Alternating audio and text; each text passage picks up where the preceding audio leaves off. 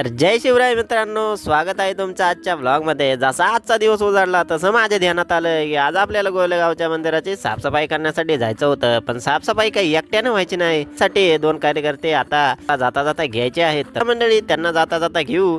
मंडळी ज्या कार्यकर्त्यांना मला घ्यायचं होतं ती सध्या रानाच्या कामात गुंतली आहे। त्यांचं काम आहे 10 मिनिटाचं, पण मला कळून चुकलंय की इथं कामाला त्यांना तासभर लागणार आहे। त्यांना सोडून तर आपल्याला मंदिराची साफसफाई नाही करता यायची। आपल्याला तासभर आता मंडळी थांबावंच लागेल, पण त्यापूर्वी चला तुमची त्यांच्यासोबत ओळख करून देतो। तर मंडळी ह्यो आहे आमचा पहिला कार्यकर्ता, ज्याचं नाव आहे ओमशेठ थेऊरकर, पण यांना वस्तीवर छोट्या असं म्हटलं जातं। यांचं नाव जरी छोटे असलं ही कामं मात्र मोठीच करीत आहेत। मी जसं सांगितलंय की गोलेगावला जायची मंदिराची साफसफाई करण्यासाठी, आणि लगेच आपल्यासाठी वेळ काढला आणि म्हणाले तुम्ही वा पुढं आम्ही हाय माग।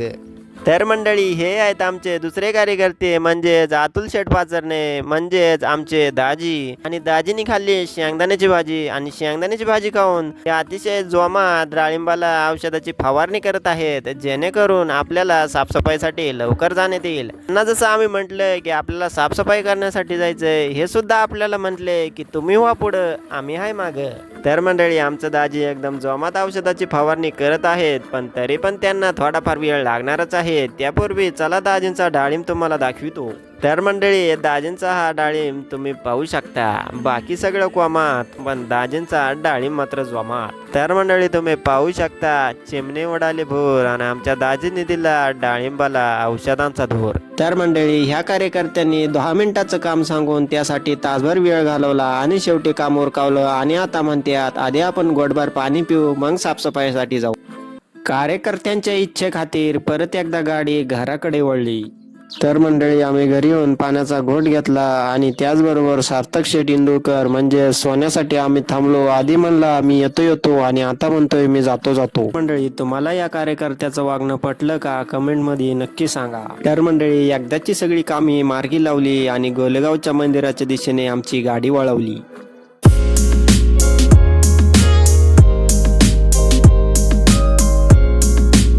तर मंडळी 10 मिनिटाचा वेळ घालून आम्ही शेवटी गोलेगावच्या मंदिरात आलो, पण इथं आल्यावर इथली परिस्थिती पाहून लय वाईट वाटायला लागलं। इथली परिस्थिती पाहून कार्यकर्त्यांना लय टेन्शन आलं, आणि लगेच कामाला सुरुवात केली। मंदिरात आल्या आमच्या दाजींनी लगेच फिटरचं काम चालू केलं। दाजीला आधार देण्यासाठी आमच्या छोटू शेटनी लगेच खालून बाकडं धरलं। फिटिंगचं काम थांबवून दाजी म्हणलं आधी दर्शन घेऊ मग बाकीच्या कामाला सुरुवात करू। सगळ्यांना दाजींचं म्हणणं पटलं, म्हणून सगळ्यांनी एकदमच देवापुढे डोकं टेकावलं, आणि दर्शन घेऊन मंडळी लगेच पुढच्या कामाला सुरुवात केली। तर मंडळी बाकी सगळे इसरा, इथं लय झालाय कचरा। तर मंडळी साफसफाईला पाणी तर लागणारच होतं, म्हणून आमच्या दाजींनी लगेच मोटर चालू करायचं काम हाती घेतलं। पाणी वाया न घालवता आमच्या छोटू शेटनी लगेच झाडांना पाणी घातलं। यावर मी म्हंटल की कुठं पाणी लावायचं आणि कुठं आग लावायची हे आमच्या छोटू शेटला एकदम चांगलं माहित असतं। तर मंडळी झाडांना पाणी घालायचं काम आता मार्गी लागले, आता आपल्याला झाडायचं काम हाती घ्यावं लागेल। तर मंडळी आमच्या दाजी आणि छोट्या बाईंनी खराटा नावाचं शस्त्र उचलून मंदिराच्या परिसरातील साफसफाई करण्यासाठी सुरुवात केली। इथला कचरा पाहून खराट्याने जाग्यावर दम सोडला, मग लगेच आमच्या दाजींनी त्यांची विद्या वापरून खराट्याचा दम पुन्हा भरला।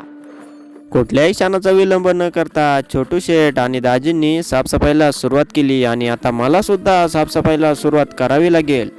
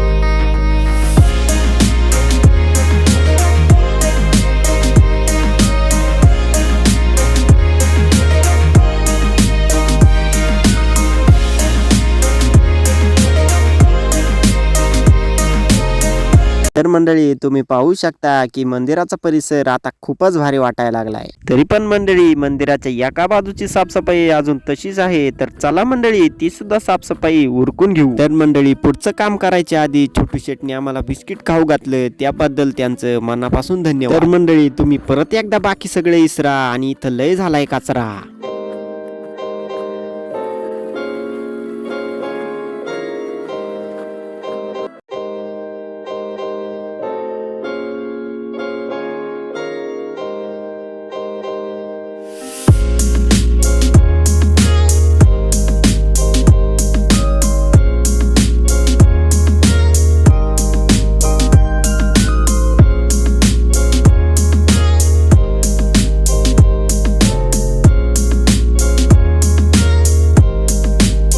तर मंडळी आता शेवटी सगळी साफसफाई झालेली आहे आणि साफसफाई करून एकदम भारी वाटतंय. त्यासोबतच आता मंदिराचा परिसर सुद्धा एकदम उजळून निघाला आहे. तर मंडळी ह्या दोन कार्यकर्त्यांनी आपल्याला शेवटपर्यंत साथ दिली तर त्यांचं मनापासून आभार. तर मंडळी आमचं दाजी म्हणलं की आता आपण दमलोय तर इथंच भेळ आणून खाऊ, पण आमचं छोटू शेट म्हणलं की आपण घरी जाऊ. मग दाजी म्हणलं की जवळ भेळ येत नाही तवर आपण घरी हालत नाही. शेवटी मंडळी दाजींच्या इच्छे खातीर आम्हाला भेळीसाठी पळावंच लागले.